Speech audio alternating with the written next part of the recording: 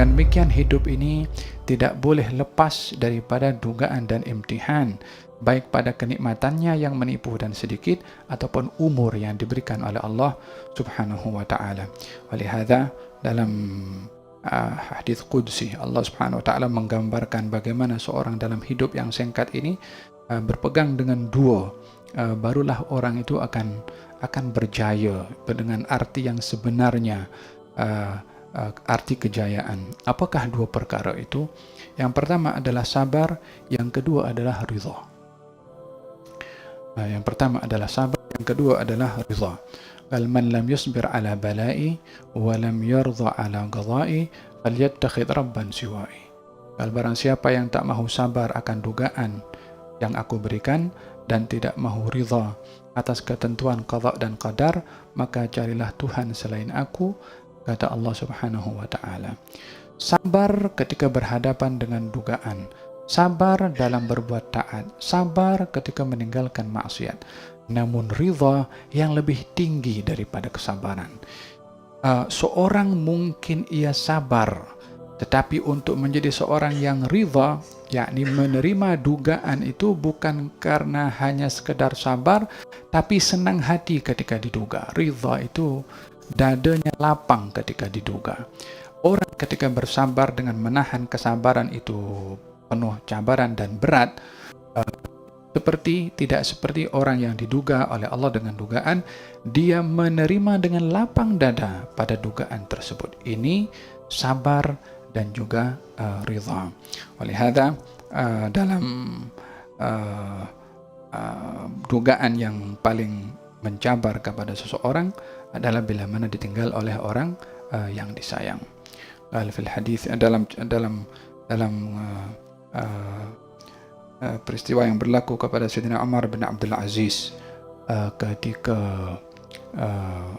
diduga anaknya yang sakit. Anak Umar bin Abdul Aziz sakit dan sakitnya itu menghampiri kepada ajalnya. Lalu didatangi oleh ayahnya Umar bin Abdul Aziz. Kata Umar bin Abdul Aziz mengatakan, "Wahai anakku, dengan engkau berada dalam keadaan seperti ini, lebih aku senangi berbandingkan aku berada dalam keadaan seperti engkau." yakni engkau berada dalam keadaan diduga oleh Allah seperti ini, lebih aku senangi berbandingkan aku yang diduga seperti engkau. Kata anaknya mengatakan, wahai ayahku, untuk aku berada dalam keadaan yang engkau inginkan, lebih aku sukai berbandingkan kepada keadaan yang aku inginkan. Maknanya, Sayyidina Umar bin Abdul Aziz melihat dugaan untuk berpisah dengan anak itu adalah satu dugaan yang berat, dengan perpisahan dengan seorang anak.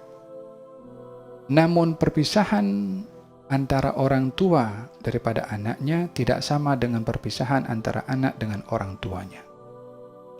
Orang tua akan diduga lebih untuk berpisah dengan anak berbandingkan anak kalau berpisah dengan orang tua.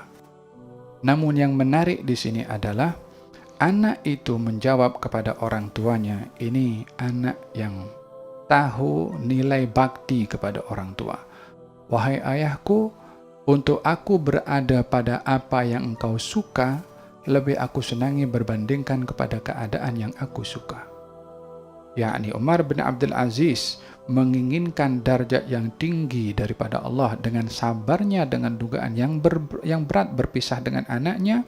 Itulah yang diinginkan oleh anak untuk orang tuanya, mendapatkan kedudukan yang besar, yang tinggi di sisi Allah, walaupun yang dikorbankan itu adalah nyawanya sendiri. Itu anak cukup menjadi contoh bagi kita bagaimana Nabi Ibrahim ketika diperintahkan untuk menyembelih kepada Nabi Ismail, Nabi Ismail menyerahkan kepada orang tuanya. Ianya memberikan gambaran kepada kita bagaimana besarnya hak orang tua, bagaimana besarnya hak orang.